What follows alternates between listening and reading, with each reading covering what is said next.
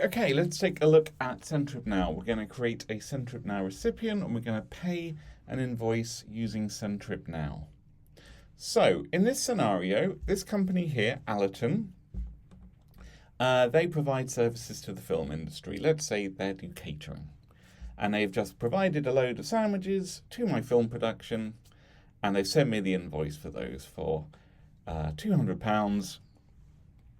And when they sent the invoice, because they know I'm using Centtrip, they included this piece of information, which you can see down on the dashboard under account details. They included the CenttripNow code.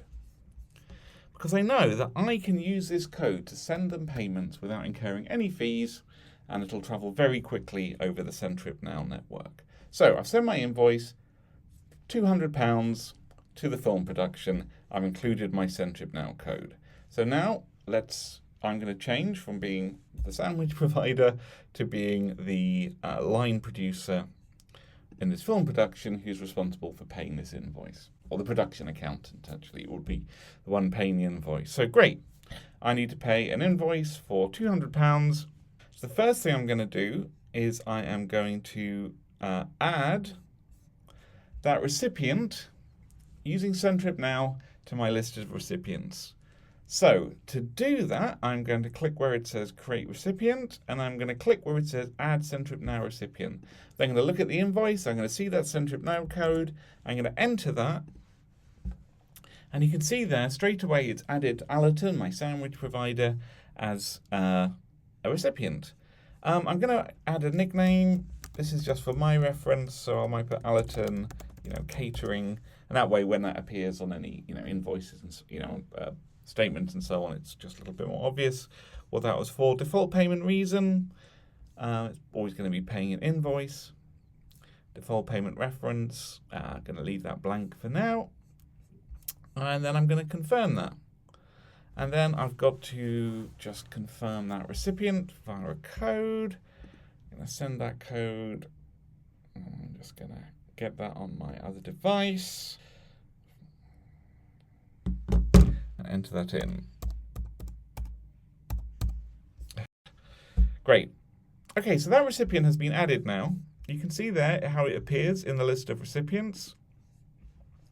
The bank country, it appears as CenttripNow. Currency appears as multi because we can accept payments in any currency. And you can see the extra details there, including the address of the company and so on. So that is fantastic. What I'm going to do now is I'm going to pay that company. So I've got to get on my invoice, go to my payments area. I'm going to make a single payment in pounds, £200. Who am I paying? I'm paying Allerton Catering CenttripNow. So you can see how the recipient appears in the list. That is fantastic. I'm going to select that. It loads the correct payment reason, payment reference. I'll just copy off the invoice.